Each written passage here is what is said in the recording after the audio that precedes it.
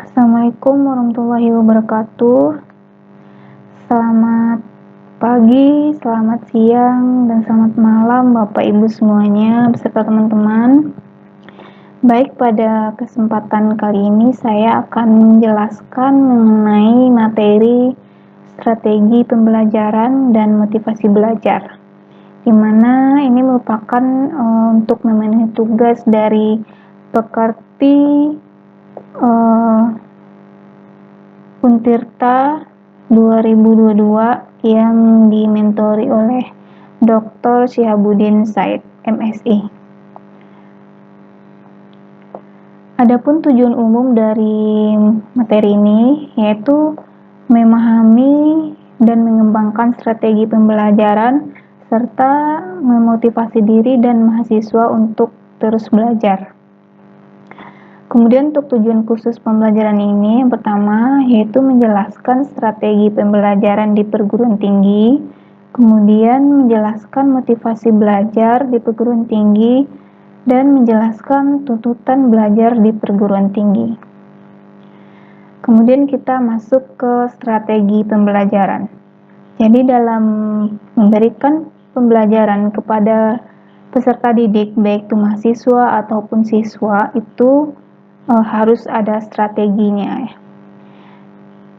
Mungkin kata strategi itu sudah biasa kita dengar di kehidupan sehari-hari, yang mana strategi secara bahasa itu merupakan sebuah kiat atau cara-cara untuk melakukan sesuatu.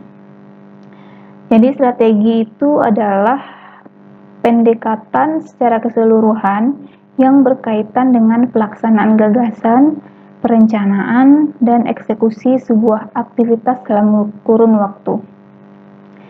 Menurut Pasal 1 Ayat 12 Undang-Undang Nomor 12 Tahun 2012, pembelajaran adalah proses interaksi antar mahasiswa dengan dosen, antara peserta didik dengan pendidik, dan sumber belajar pada suatu lingkungan belajar. Kemudian di sini kita lihat interaksi antara dosen dan mahasiswa di perguruan tinggi.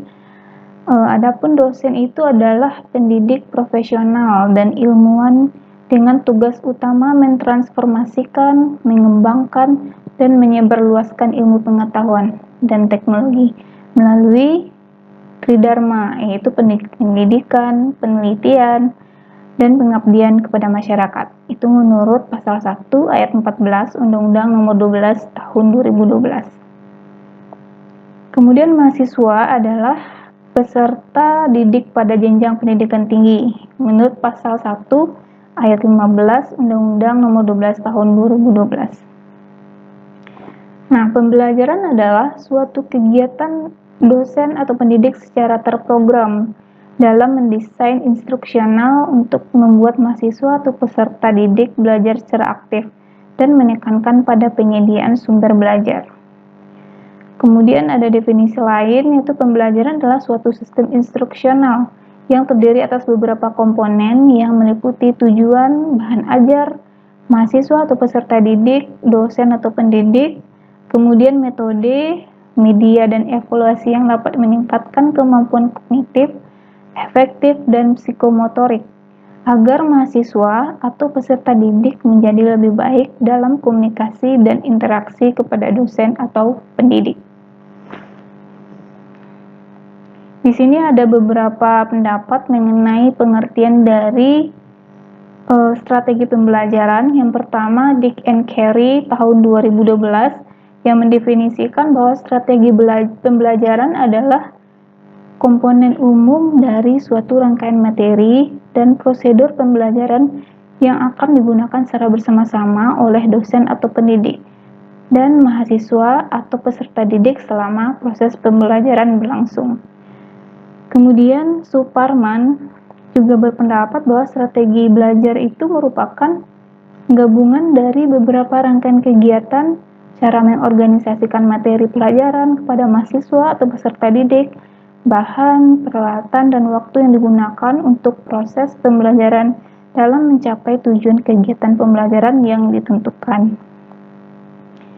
Jadi dapat disimpulkan bahwa strategi pembelajaran itu adalah suatu prosedur pembelajaran dalam membantu usaha belajar mahasiswa atau peserta didik, mengorganisasikan pengalaman belajar, mengatur dan merencanakan bahan ajar agar terciptanya proses pembelajaran yang lebih efektif dan efisien untuk mencapai tujuan pembelajaran. Jadi, untuk mencapai tujuan pembelajaran itu kita membutuhkan strategi-strategi yang harus kita lakukan dalam proses belajar. Kemudian, apa sih pentingnya strategi belajar? Pendidikan merupakan sektor yang sangat menentukan kualitas suatu bangsa. Kegagalan pendidikan berimplikasi pada kegagalan suatu bangsa. Keberhasilan pendidikan juga merupakan secara otomatis membawa keberhasilan suatu bangsa. Pada dunia pendidikan, hendaknya memperhatikan unsur-unsur pendidikan, yang diantaranya peserta didik, pendidik, atau dosen, kemudian softwarenya, manajemen, serta sarana dan prasarana. Aset yang diperlukan dalam pendidikan adalah sumber daya manusia yang berkualitas. Sumber daya yang berkualitas dapat berupa mahasiswa, dari mahasiswa atau peserta didiknya, kemudian dari masyarakat, maupun dari tenaga pendidiknya atau dosen atau guru. Kemudian pentingnya strategi pembelajaran, yang pertama itu memberikan rumusan acuan kegiatan pembelajaran. Yang kedua, mencapai tujuan pembelajaran. Yang ketiga, menarik minat belajar peserta didik. Kemudian memotivasi, mendorong, menggerakkan, membimbing dan mengarahkan peserta didik. Ada beberapa strategi pembelajaran. Yang pertama itu strategi pembelajaran inquiry atau SPI, di mana SPI ini merupakan rangkaian kegiatan pembelajaran yang menekankan pada proses berpikir secara kritis dan analitis untuk mencari dan menemukan sendiri jawabannya dari satu masalah yang ditanyakan. Nah, proses berpikir ini biasa dilakukan melalui tanya jawab antara dosen dan mahasiswa atau antara guru dengan siswa.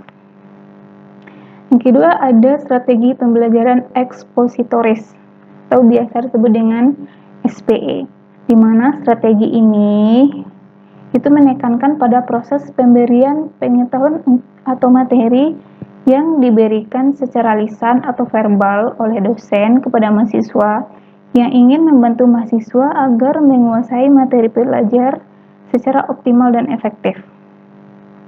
Karena dalam sistem ini, dosen menyajikan dalam bentuk yang telah dipersiapkan secara rapi, sistematik, dan lengkap, sehingga mahasiswa tinggal menyimak dan mencerna saja secara tertib dan teratur.